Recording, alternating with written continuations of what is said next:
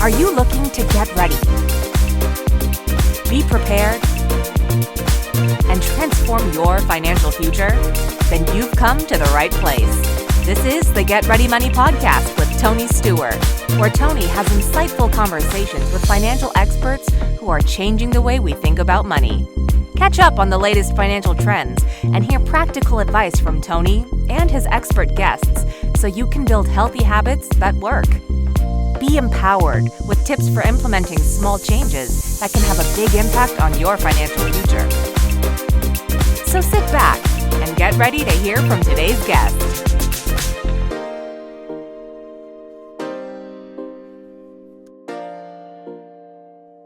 Welcome to the Get Ready Money podcast, changing the way we think about money. I'm pleased to be joined today by Alissa Maizes, Julie Pinkerton, and Maxwell Schmitz. In this episode, we'll be discussing building your financial dream team. Alissa, Julie, Max, welcome to the Get Ready Money podcast. Thanks for joining us today. To start off with, let's do a quick round of introductions with your origin story. Julie, you want to kick us off? Absolutely. I started my company, Evozen, 8 years ago this week, as a matter of fact. We just celebrated our birthday. And we launched our ClientFirst platform in 2021. And it's designed to do exactly what we're going to talk about today, bringing people together as a dream team to be able to help all of our clients be able to do that much better in their work. Fantastic, Alissa. Thank you for having me. I'm really excited. So I am the founder and financial advisor of Amplify My Wealth, and I help six-figure households. They're women, usually come to me first, but I help them and their families along their financial journey, as well as young adults who are ready to have more money and build their wealth. And as Julie had pointed out, I too am here for a reason, because I am very passionate about creating a dream team that I would want for my own financial advising. And so that's what inspires me to really bring the best experts to the table for my clients. So I know that we're not overlooking anything and we're getting validation and giving them the confidence that they're looking for so they can implement a plan and build their wealth. Awesome. Well, thanks for being here. And it was your post that inspired this episode. So glad to get into it. Max. Thanks, Tony, for having me. So I own and operate an insurance agency called Worth Insurance Solutions. We have historically specialized in disability insurance and then brought on long-term care in the 90s. And actually added an expert in life insurance and annuities in 2024, and also launched a consulting wing of our operation as well called Worth Collaborative. So we work on a retainer, and really our mission and our drive every day is to help financial advisors, wealth managers, really work within the insurance space so that they can protect their clients' future net worth. Fantastic. Glad you're here, Max. And just as a disclosure to our listeners, I'm collaborating and advising with Max on the consulting initiative.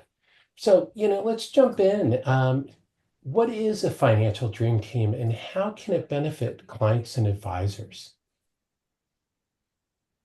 I'm happy to jump in on this one. All right. Financial dream team is everyone that's necessary to be able to help a client to be able to reach their goals. A lot of times when an advisor first comes to you, they have a long laundry list of things that they need to be able to handle. And, most of the time you're going to go through it and you're going to figure out where you can handle, what you can do for them and how to best be able to offer that to them. But sometimes they have something on that list that maybe is not up in your bailiwick, but it is something that would keep them from being able to move forward on everything else. And so when you're able to bring an entire, group to the table that can address all of those needs, you can get that big one out of the way first. And that gives them the freedom and mental energy to be able to actually go forward on everything else that they need. So I'd love to add to that because I agree with you. It really makes a big difference. And as I point out before, what inspires me too is just the confidence, because a lot of times you can, provide advice to a client, but even if they trust you, they sometimes don't have the confidence to actually implement what you're suggesting. And so, for instance, I have an entrepreneur client who came to me earning six figures, had six figures, but wasn't saving enough for her retirement. And so I initially looked and thought, I 401k, because she's an entrepreneur, and I know that that would help her to have tax advantages as well as give her the immediate tax advantage, but also the tax advantage while the money is growing. Then what I did is I spoke to her about speaking to her accountant, because even though I knew it looked great, she already had a relationship with her accountant, and he's an expert at taxes. So even though I have the knowledge and the training, he has much more training in that. And that's all he does 24/7 is look at taxes and tax returns. And he really knew her finances well. And so I spoke with him and collaborated with him, and he validated my idea. And then he was able to run through his software with her previous tax returns and see that she would save $20,000 a year on taxes by doing this. So not only would it meet her goal, he was able to give me those specific numbers, which when I shared with her, put a huge smile on her face. And she continues to do this, but it's important to know it's not a set and forget. It is a collaborative relationship that continues to always ensure that she is getting the tax advantages to increase her wealth to her needs and her goals that she's trying to attain. Classic. Max, what That do you was think about the financial dream team? both very well said. I think to touch on Julie's point or double click on that, I think the known unknowns are one area that a lot of people can sort of learn about and focus on, but where teaming up with other experts is the most beneficial is with those unknown unknowns. So, you're just not going to know that you're stepping on a landmine until after the blast. And there's just a lot of nuance in really any type of financial planning, any nook and cranny of this industry. And there's, it's a broad industry.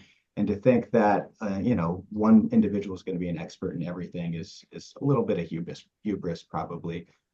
So it's good. It's good to have a team, and really just sort of the way I think about it is, you hear a lot of times a parable about being a quarterback and having a wide receiver or tight end, people blocking for you. That's one analogy. The one that I prefer is really more around a tree, so that you've got, you've got your, I'll just say insurance team, you've got your tax team, you've got your estate planning team as a financial advisor, and probably a mortgage lender, and all different sorts of people around you. And then each of those people have their teams as well. So for instance, I'll have my DI resources, that long-term care resources, life insurance, annuities, and then each one of those people has their underwriter there. So you get the idea of this network effect, and it just makes everything work a lot better when you have access to a whole garden like that.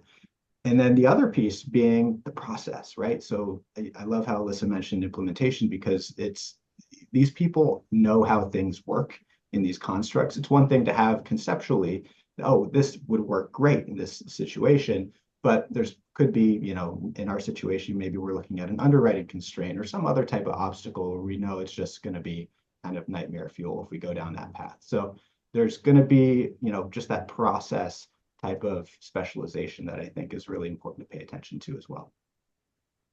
That's awesome. So, I have a follow-up question that's come up from my own experience is, Max, you mentioned not necessarily somebody being in a leadership position, but sometimes I've seen where advisors, have some conflict and there's not a clear leader, and then the client gets confused or they're stepping on each other's toes. I mean, how do you all feel about that?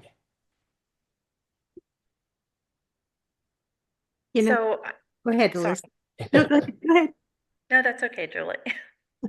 I was just going to say, I'm native Texan, and in Texas, we say we dance with those who brung us. And so I think it's always important to be able to identify, who started the party and, who's the host and hostess. And it's amazing because when people are truly putting their client first, then, it's much easier to be able to, step forward when you need to, but also to step back when you need to be able to let each person's expertise be able to have the spotlight, but at the same time, for there to be a person that everybody can look to and say, okay, they're keeping everybody in line. They're the base of this tree, and the support function that's necessary to be able to make a team concept work. Awesome. So I love the way you explain that and you know, who brought you there. But I also find it interesting. So I love that concept. And I think people should just have respect. If you're at the table with other experts, hopefully you would not pull up to that table unless you respected those experts and their opinions. And it is important to be polite and listen because no one knows everything. And sometimes even someone who might not be, maybe they know something from a specific instance that could add something to the client's value and what they need. And I actually had gotten advice from my estate planning attorney when I first started out.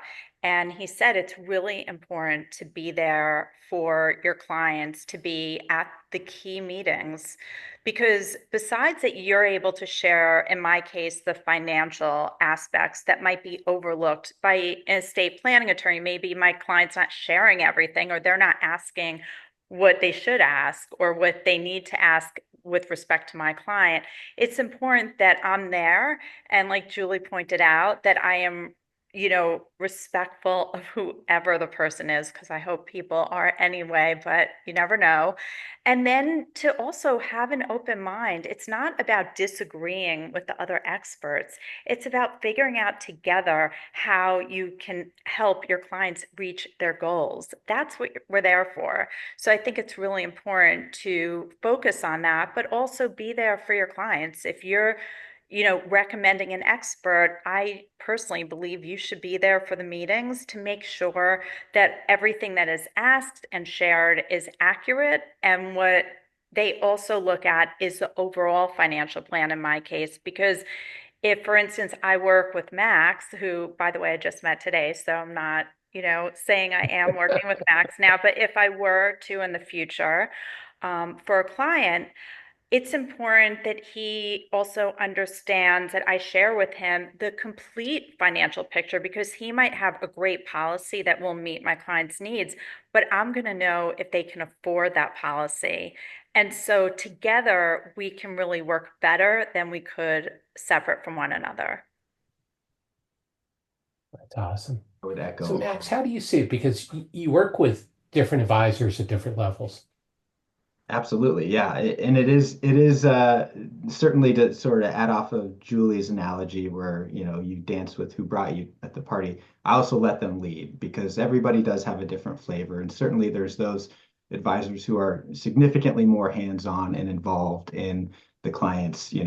I would even say day to day in some cases, but generally, they just have the context of that high-level perspective, and can really see how these policies sort of implement in the broader financial plan. So that's super important to echo what Alissa said, which is everybody get down at the table together, understand that, somebody like Alissa is right there on the same side of the table as the client.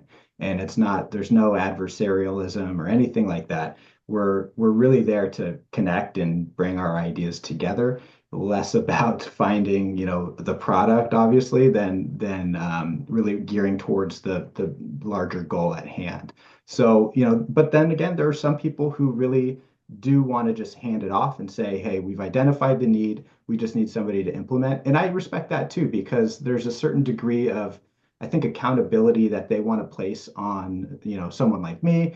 It could be anybody, it could be, an estate planning attorney as well, where it's like, okay, we brought you in to talk about the high level stuff.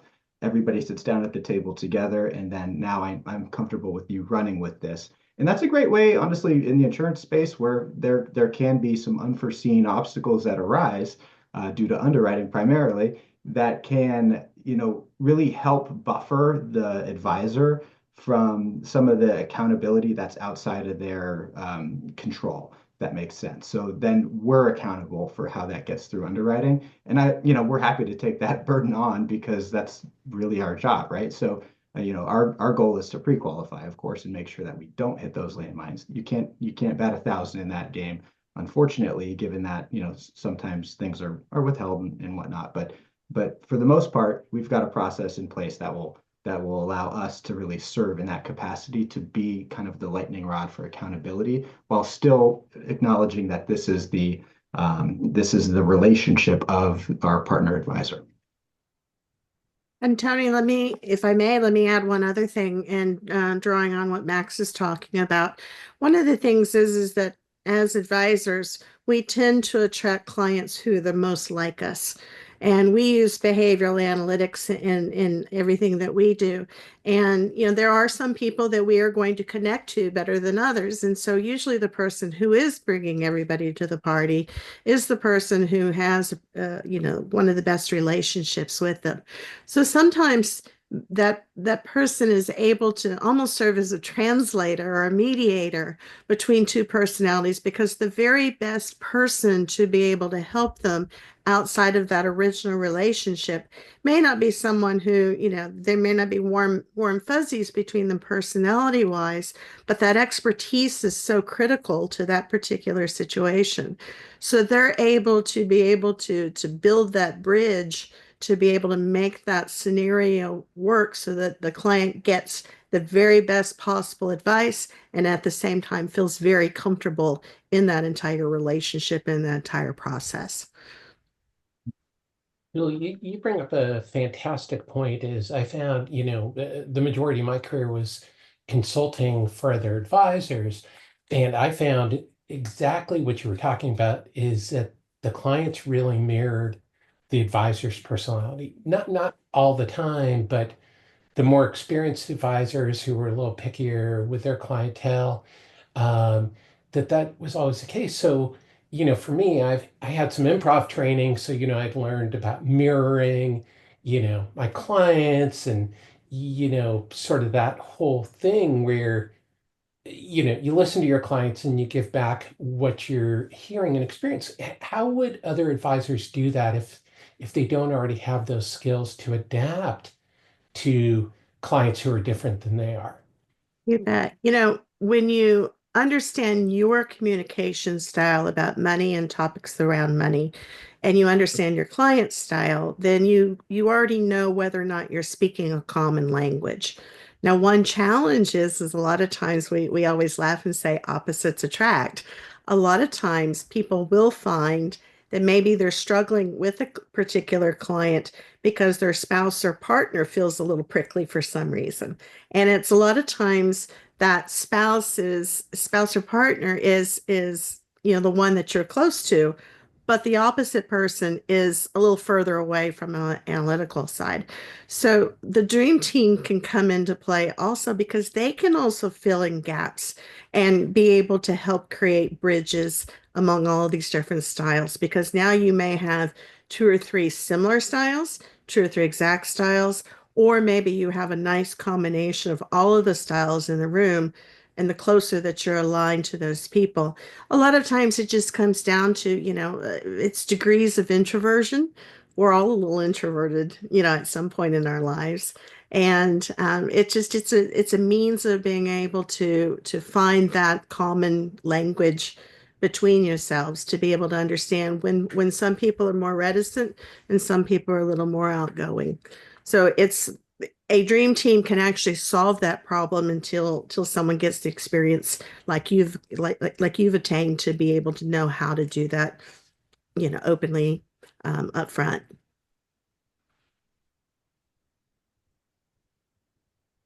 That's awesome. Julie, just real quick is, I know the personality tool that you use would you mind talking a little bit about, the tool and how you use it in your business? Absolutely. We use DNA Behavior. It's a group that is out of Atlanta, Georgia. They work in over 130 countries. They're in multiple languages, and they have done extensive research for, gosh, now 25 plus years, understanding this very topic and how people think, and predominantly about finance, but in other areas also. And it's interesting because originally we were using a 42 question questionnaire to be able to determine that style. But one of the things that we're about to roll out is a new opportunity that they have to be able to do that in just a much shorter version. We all have patterns within ourselves that we constantly, will show to other people, and so it becomes there's a consistency in all of that. And so again, once you know your style, a lot of things just fall into place that you're like, wow, I knew I thought a particular way. Now I can understand why. Well, and I think you said something that's really important is that it all starts with understanding yourself as an advisor and understanding, Max, I think you talked about it, the limits of your expertise and what you know and staying within your lines. And that's also something that I've experienced is advisors coloring outside the lines. Okay, that might not be, swimming out their lanes. I'll try another analogy here for size is, how do you all handle that, or what do you recommend is when an advisor is coming out of their lane? Well, I'll share. I usually am not working side by side with financial advisors, but sometimes my clients have been with other advisors. And then they come to me and they share certain things with me, whether it's their portfolio, which I don't really understand how the person decided upon the portfolio that they chose. And now I have to, comfort my client because I want them, it's a big move for them to leave a financial advisor because they usually have a long-standing relationship with them before they come to me, and someone says something to them that makes them think they should look elsewhere. So I definitely don't want them to look back and, feel bad about the decisions that they made or the money they spent or the time or the trust, because I think it's more important that my client moves forward in a better direction. And so I'm definitely, I don't, like I say, tend not to work with other financial advisors just because people come to me from a financial advisor or they haven't had one. But that being said, I have worked in more of a professional, non-advisory way with other financial advisors, whether it's, to meet up and, maybe enhance each other's knowledge. And I have been blown away, in my opinion, at least, of what some of them are providing for their clients without any expertise in that field. It's not something I'm comfortable with. I understand there's a shortage of accountants, for instance, but I've actually heard financial advisors, and it's a growing trend that they are filing tax returns, and I'm not even simple ones, complex ones. And I've even heard some of them say, well, I'll learn as I'm doing it, and I'm offering it as an added benefit. I don't charge them extra. So they rationalize that they're not charging them, but it could be costing their clients more by not using someone who is an expert. Or I've met a financial advisor who tells people to go online and find some DIY will, maker or estate planner rather than use an attorney. Maybe it's because I am a licensed attorney, although I don't practice law. I see things from a different lens, through a different lens. And I could not imagine going online and drafting a will on my own without meeting with an attorney, or doing my tax return. I did it once on my own, full disclosure.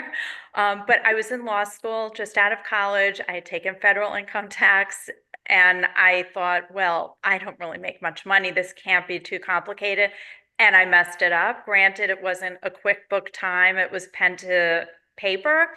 But I feel, generally speaking, even with those online, options, it should be done with caution. And I definitely don't think advisors should be doing something that they know they're not an expert at, because that's not a benefit, even if you don't charge your client.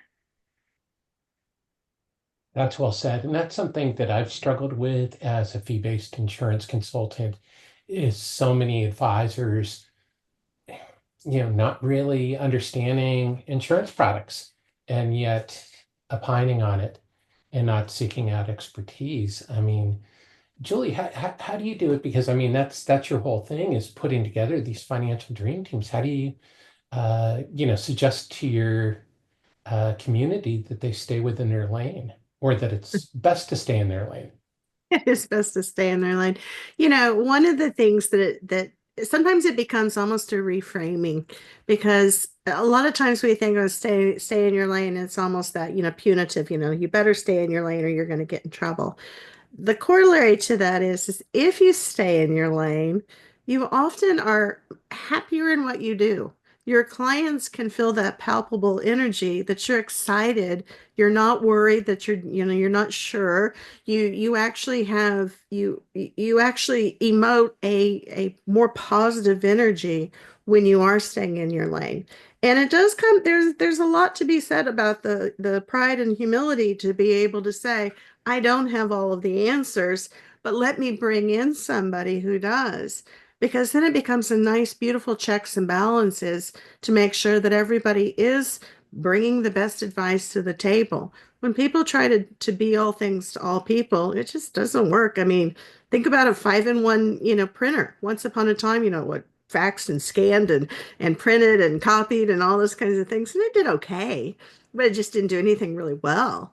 Versus where your client can actually see that, hey, you are truly an expert in your field and you have a vast connection to be able to bring in other people who are the best in their fields. Now you talk about value add and you talk about being able to justify the fees that you are asking your client to pay to you.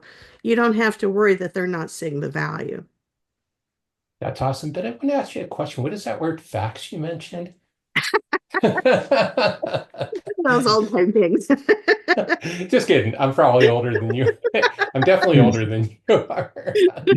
You're not I can fooling resist. anybody, So for our Tony. watchers and listeners out there, you can research what a fax machine is if you don't understand that word. Max, do you know what a fax machine is? Just don't ask if they know what the thermal paper is. Yes, Just yes. picking on you, Max. I'm familiar. I'm familiar. Yeah, I'm not cosplaying as a Gen Z yet. Well, considering we're in the insurance business and insurance companies, I mean, I'm surprised they're not using, Western Union and telegraphs still. So. No more. And that's an inside joke for us people in the insurance industry. So, start to wrap this up is, how can advisors start to collaborate together and to feel comfortable? Because that is a really hard thing. You work really hard to build up that solid relationship with a client, and it can be really scary to refer them to somebody else where, it's like maybe they're going to say my advice isn't good enough, or they're going to try to take my client. How can advisors start to do that to feel comfortable with that?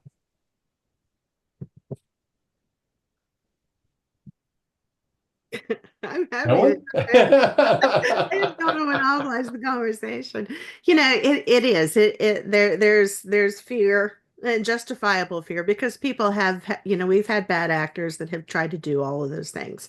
I think the thing is that a lot of times when we are very upfront with our clients to be able to say, hey, I really want to be able to bring someone in, and I'm doing this because I am literally putting your needs in front of mine. I could try to do this and maybe I'll do a good job and maybe I won't, but I'm telling you that here's where my expertise is and here's the bounds of that. And by bringing in someone that has equal expertise in a different aspect of it, I am doing a better job for you. And the one thing that clients want more than anything else is that they want to be able to trust you and they want to be able to know that they are getting the right kind of advice for their money. And right there, you have already cemented the deal with them. And so they are going to actually have your back in most cases. There's always going to be a bad actor. I know in our community, we will automatically boot anybody who ever tries that. In 4 years, we've never had to boot anybody because when people all know how to play in the same sandbox with one toy, then it's amazing how well people can really do together. I also think it's important to, as an advisor, when I am looking at everything that my client has that they share with me, is if you're looking to collaborate for the first time, or if you're already there and you're looking for more opportunities, is to really look with that lens on of looking for opportunities to help your client beyond your expertise, to actually look at their expenses. For instance, I had a client who I noticed in her expenses, she saw a therapist. And one of the things I do as part of the intake is I take a money script inventory. So I have an idea of how they think about money, as well as what barriers to wealth building they might create that they're not aware of. And so it's something I discuss with my clients, and we purposely create a plan with that in mind. So this way we can help remove those barriers to building wealth, because without doing that, it's sometimes hard and you don't realize why you're still not building wealth. So when I saw that my client had this regular expense of a therapist, I opened up the discussion about her therapy, and I said, we talked about your mindset around money. Would you like me to speak to your therapist? Because maybe if I shared with them some of the things that I've seen myself, as well as what you've shared through the questions you answered, they could probably help you with your relationships and actions. And that's their expertise. They're a therapist. I am not a therapist. And by doing that and asking for permission, because I think it's really important that it's their idea, that they take ownership of it. Now, this client of mine has made strides that I think would not have been as great had we not done that. So I think it's really important to always be thinking about opportunities to collaborate, to do what's best for your client. That's awesome. Max, you want to throw anything in on this? I'm going to need you to repeat the question. Sorry. I was so intently listening. I wasn't formulating a response. It's just basically how can advisors feel comfortable with, bringing in other advisors? So I think the playbook that we typically use for this is to make sure, first of all, that there's an established trust between us without any clients in the immediate vicinity. So that's at least a meeting where we can sort of get just a frame of reference for who each other are, feel the situation out.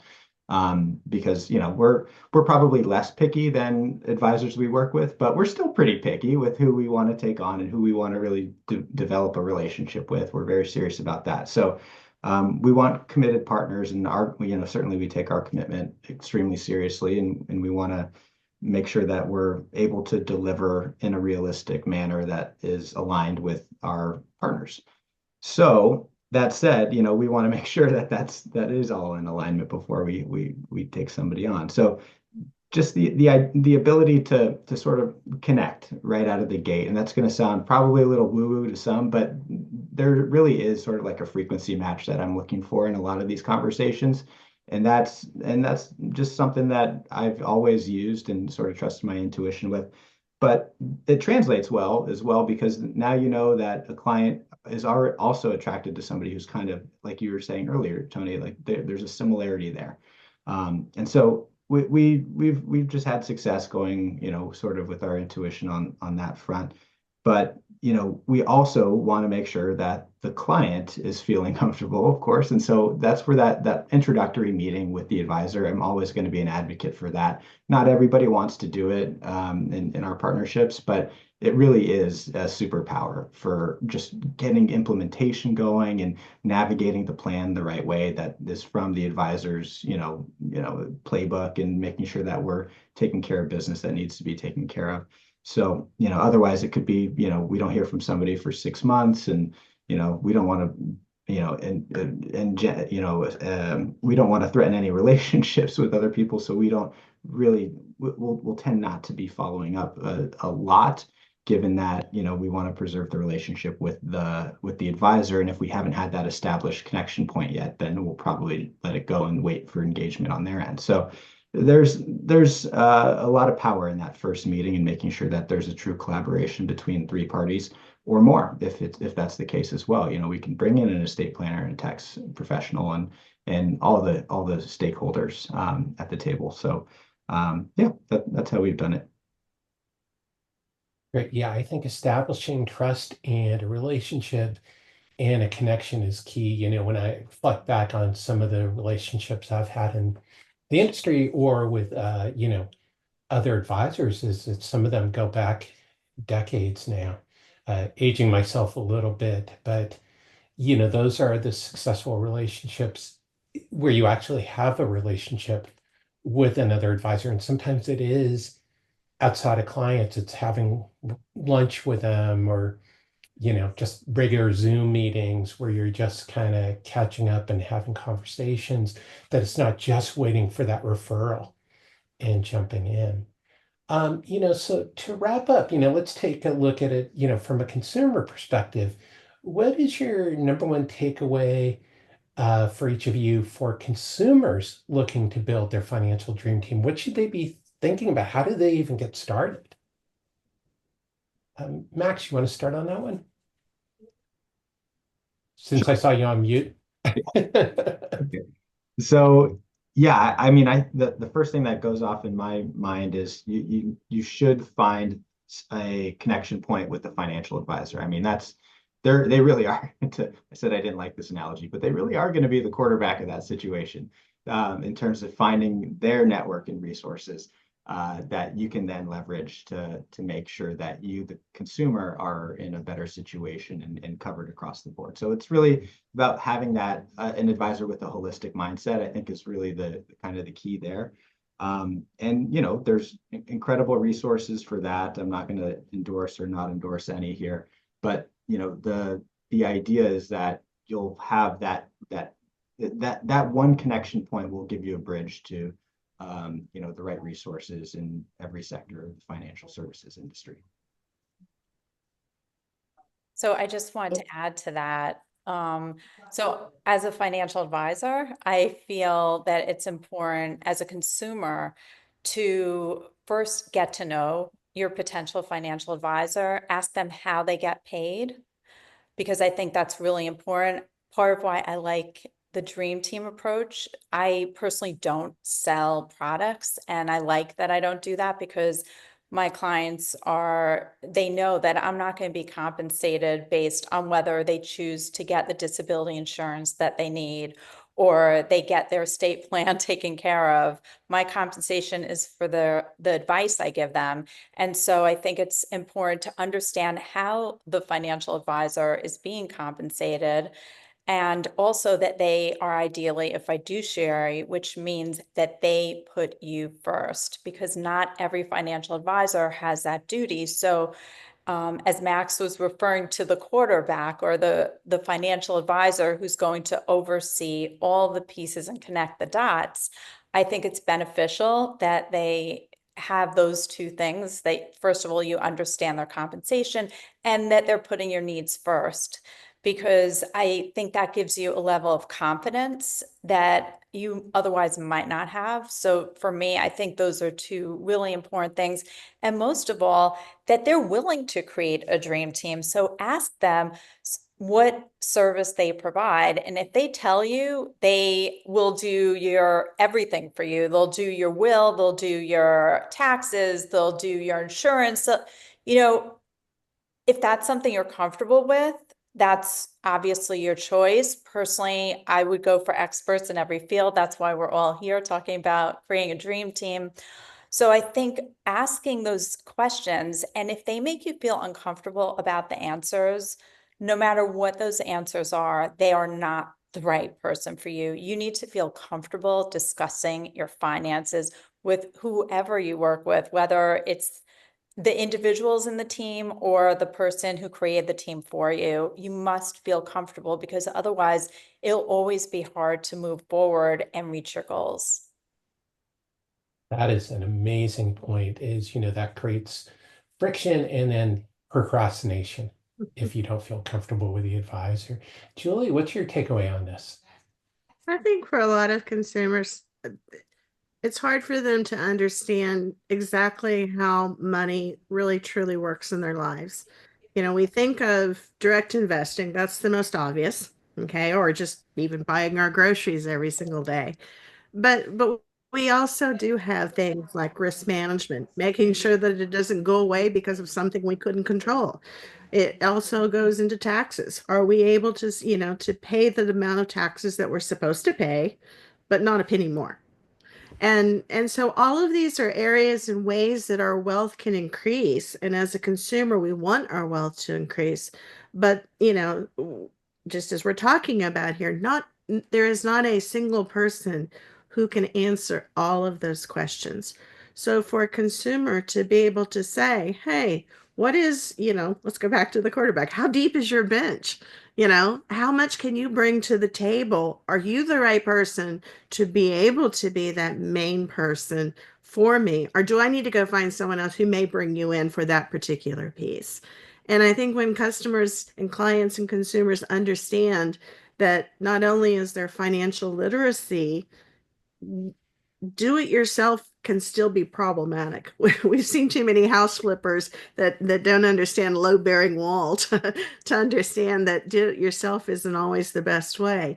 There's a lot that you can learn by video, but to be able to have somebody who is in your corner, who can be that support for you, both actually and emotionally and physically, to be able to be that support is such a key area of your life. The amount of savings that can bring, just in terms of not only monetary but peace of mind, is amazing. Yeah, it makes me think of the medical world on a couple levels. This one is, you can do certain things yourself, but you're not going to do surgery on yourself. And two, general practitioners know exactly what their scope of expertise is, and they bring in those experts when it's time to bring in the expert, and then they can help, the patient identify the right expert, which I think is also important, is that when you're building your financial dream team, is that financial advisor that we've talked about will usually be able to help you identify who needs to be brought in. And I think that's an important dimension to all this. Absolutely. So, where can people learn more about each of you? Julie, where can people find out about you and your platform and reach you on social media? You bet. They can reach me on my website at Connect with Client First. And I'm also on LinkedIn as Julie Pinkerton, and my company being Evozen. How about you, Alissa? So I have a lot of free resources and tools. So I provide them mainly through my website, is amplifymywealth.com, as well as through Instagram at amplifymywealth. But I'd love to also connect with people on LinkedIn under my name, Alissa Maizes, and also Amplify My Wealth. Cool. And you, Max? Yeah, so you're welcome to learn more about our agency at yetworth.com. We have a cool Yetworth calculator with this concept about, everybody knows their Zestimate, right? Or at least they've looked in the last 6 months, probably. We wanted to bring that same type of idea to the public regarding their future income. And so this idea of what's my net worth. So it's what's my.yetworth.com. Anybody can go there, and there's no email screen or anything like that. Just plug in the 4 data points and determine what your net worth is. And I'm also active on LinkedIn / Maxwell Schmitz. That's awesome. And for everybody watching and listening, as always, there will be links to all of the resources, websites, social media handles. So you don't have to keep replaying this to get those. They'll be in the show notes. So Alissa, Julie, and Max, thanks for joining me today on the Get Ready Money podcast. Thank you for having us. Thanks, Tony. Yeah, I appreciate your time and insights. And thank you, everyone, as always, for tuning in to this episode of the Get Ready Money podcast. If you learned something today to change the way you think about money, please be sure to subscribe and to tell a friend. Until next time, let's change the way we think about money.